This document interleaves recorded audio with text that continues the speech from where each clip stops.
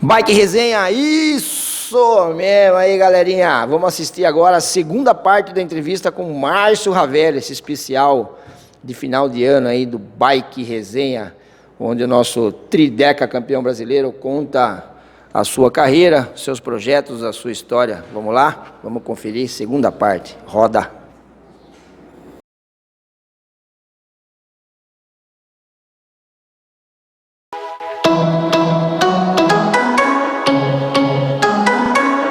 Vamos lá.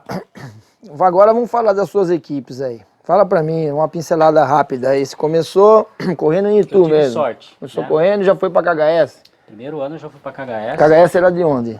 Rio de Janeiro. Rio de Janeiro. Eles começaram a trazer as bikes dos Estados Unidos. Eu lembro das bikes. Você começou... Eu ajudei a montar Você lembra que ano foi isso ou não? 91, 92, 93. Fiquei 3 anos na KHS. 3 anos lá.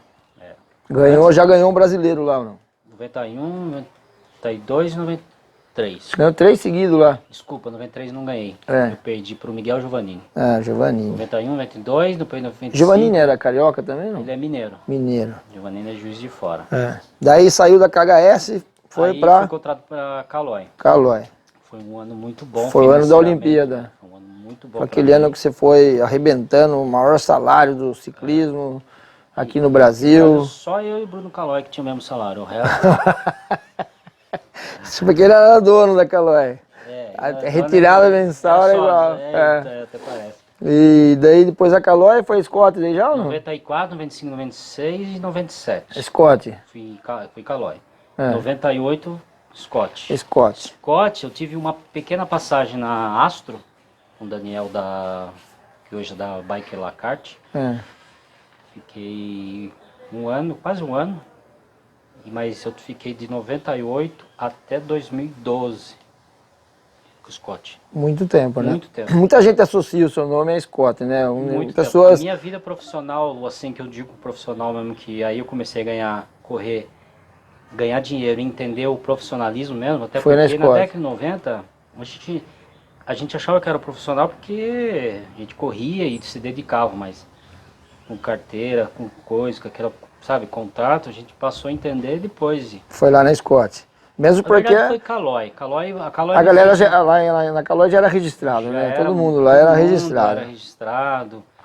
O acompanhamento médico, entendeu? O seu Bruno tinha uma...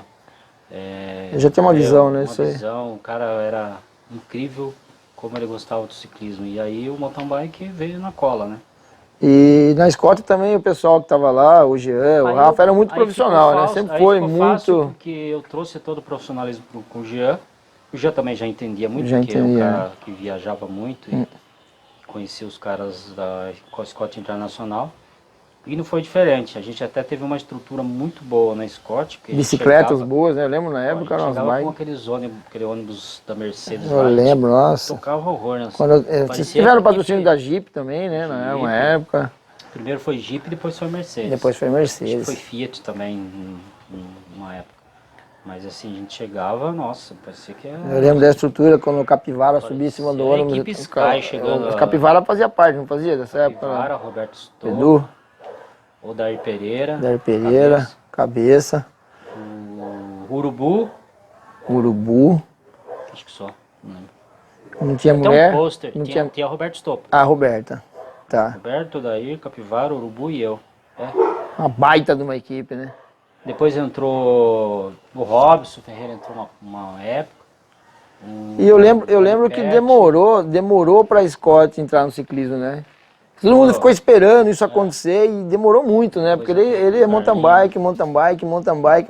Eu lembro que demorou. Aqui não vai cair manga na nossa cabeça, não. Não, ô Pitoco, vem pra cá, sai daí, ô. Tá louco? A manga caiu agora do lado do Pitoco lá, ele nem se ligou, nem se mexeu. Parece uma jaca, você viu o barulho? Parece uma jaca. Tamanho da manga. Então, a gente, demorou, né? Inclusive, o Garcia, nós somos na década de... Quando o Carlinho de São José entrou, ele que passou a pagar o nosso salário do mountain bike também. Ah, não sabia disso. Não. A gente meio que unificou. A Scott e São José dos Campos, ela meio que foi uma equipe só. Uma coisa só. Uma coisa só. Lógico que sim, tudo era meio separado, né? Por causa das competições, né? Cada um, mas o pagamento, quem fazia tudo era Marcão de César. Entendi. que era também uma equipe na época referência, né? Como é hoje lá em Pinda, enfim, continua. É quase a mesma É a coisa, mesma só foi coisa, né? mudando, que agora mudou pra Pinda, né? É. E mudou. Aí vive mexendo, não né? sei quem que Pinda, tá lá. depois vira São José, daqui a pouco vira Pinda de novo, daqui a Sempre foi pouco. lá. Mas aí, então, aí essa foi a sua melhor fase, então você acha que foi na Scott mesmo? Como de equipamento, de Foi, mas você estrutura, sabe de que tudo. não, acho que tudo foi bom. Tudo teve sua época. A época pra mim da KHS, mesmo, nossa, foi um aprendizado legal. Foi assim onde eu ganhei meu primeiro salário. Eu ganhava em dólar ainda, Oi? porque o gigante, que era o dono um dos donos da KHS, ele tinha um banco, né? E o pessoal, eu lembro que primeiro salário foi $200. Olha que da hora. Depois passou para $800 no ano seguinte, depois foi para acho que $1.200. Foi Uma bom coisa você assim. falar isso daí, dólar, porque Márcio Ravelli, por que Márcio Ravelli nunca foi para fora querer correr, nunca foi? Você acha que você teve um convite, não foi uma época para os Estados Unidos e Então, tal? uma das coisas E que aí eu você acho. não quis, por quê? Por medo de encarar, morar num outro país, Cara, eu sair? sempre. O que naquele momento te prendeu aqui? O que te Sabe qual é o segurou? problema? Olha aí, assim, eu sempre fui um cara, apesar de ser assim mais. Se você for reparar, mesmo, eu sou um cara muito tímido, né? Mas assim, às vezes eu sou discreto, às vezes eu sou extrovertido, às vezes depende do momento. No E momento. depende com quem eu tô, Tem entendeu? dia que a gente. É E verdade. tem muito disso também. Às vezes eu vim falando, mas eu sou Entendeu? parecido com Pô, você outro dia eu em cheguei a várias viajar coisas. na época que eu viajava, às vezes estava uma pessoa do lado, 8 horas no avião, não conversava com a pessoa, cara, de vergonha. Hoje não tem mais isso, hoje você vai aprendendo com as coisas, né? Você fala, pô, Você já comunicação é senta e fala, pô, importante. esse Mas eu já avião, fiz, já aconteceu avião isso, pode cara. cair. Não, melhor ficar quieto então. Né? Você, pô, troca uma ideia, oi, tudo bem, como é que vai? Não, tava lá que nem um bicho do mato. Então era assim, era muito a informação que a gente tinha, o medo de se aventurar e tal. Meu, balela, isso aí. Em 96 eu recebi um convite para ir morar nos Estados Unidos, não fui.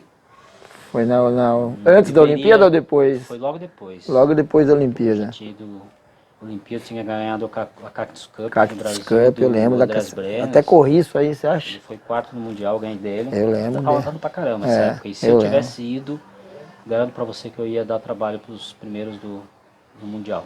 É porque hoje, assim, por que eu tô falando isso? Você vai chegar num ponto que todo mundo chega, né? Eu vou falar aqui do futebol. Hoje eu estava vendo uma reportagem na ESPN sobre a seleção de 86, aquela seleção 82, 86, agora não me lembro, a seleção lá do Zico, Falcão, aquela que não foi campeão, Que foi a Sócrates melhor e tal. que tem, mas não A ganhou. melhor que tem, mas não ganhou. E a gente tem você como referência na sua técnica, que todo mundo fala muito e todo mundo conhece, o pessoal que é do mountain bike, e não tem como não comparar e falar no momento que vive o Avancini hoje, né? E você, que é lá o precursor lá na frente. Na entrevista do Sabião, ele falou com muita propriedade, falou do seu momento no Ravelli, e ele foi categórico e falou, não, para mim o Ravelli foi até melhor. Eu acho que isso é, se firmar isso daí hoje, assim, eu sou seu amigo, te conheço tudo, não conheço o Avancini, mas é inegável falar que ele ganhou um Mundial e hoje ele está ali na crista da onda e tal. Da mesma forma, só para concluir a pergunta, hoje, como você falou, a medicina esportiva e tudo mais está muito avançada. Então, o cara hoje, ele pode ir lá fora, se ele tem um condicionamento que nem você tinha naquela época e tivesse todo esse aparato, eu tenho certeza que você estaria também lá aonde o Avancini está. Então, comparar, eu acho que é uma coisa muito injusta, porque foram épocas diferentes. O condicionamento ninguém nega, né? O que você pensa disso? Se fosse hoje, se tivesse com essa estrutura, com certeza você estaria fora, você estaria vivendo essa fase também? Se eu tivesse hoje com a cabeça que eu tinha naquela época, com a cabeça que eu tenho hoje, nos dias de hoje, estaria fora, estaria entre os melhores do mundo, porque assim, eu tinha uma facilidade muito boa de andar em cima da bicicleta. Então, assim, tem, né? Tem, mas é que digo no lado profissional. É. Então, assim, é uma coisa que pra mim, associar a minha pessoa, não tenho nem o Márcio Ravelli, associar o meu ser em cima de uma bicicleta é uma mudança, assim, de espírito, entendeu? É a mesma coisa, assim, é difícil de explicar, mas assim, eu estando em cima de uma bicicleta, é uma transformação diferente. Às vezes, sem treino nenhum, sem nada, eu vou muito numa bicicleta, eu me transformo em cima dela. É que nem quando eu vou dar aula de bicicleta. Hashtag 8, né, filho? Isso aí é então, só nós, né? Eu, quando eu vou dar aula de bicicleta, eu não me programo para dar aula. E eu tenho que fazer uma programação, Mas quando eu aperto um botão lá, que eu monto em cima da bicicleta e começo a dar aula... Dá o start seu ali, você já vira... O vocabulário muda tudo, muda as coisas. E é interessante que eu já me peguei fazendo isso, e eu digo que isso é um dom. Então, o que acontece é o seguinte, eu trabalhei muito no meu ciclismo com dom, e o Avancini trabalha muito com a capacidade que ele tem de esforço. Ele tem uma infraestrutura gigante. Eu tava vendo... Eu vejo muito YouTube hoje, né? Não por ter o canal e tal, mas também por isso. Para ficar atualizado no que estão se falando de bicicleta. Eu vejo muita coisa dele. Assim, eu vejo ele um cara muito bem estruturado, é um cara que está lá fora, que domina o idioma, que tem aquela toda tecnologia a favor dele. Ele usa realmente a máquina para se favorecer e ele faz isso muito bem, né? Ele está muito bem estruturado nisso daí. Porque também uma coisa puxa a outra, né? Porque é lógico que tudo, a capacidade é dele, tudo depende dele. Porque ele não ia conseguir nada disso se ele falasse, né, ele fosse inteligente e falasse, não, eu vou...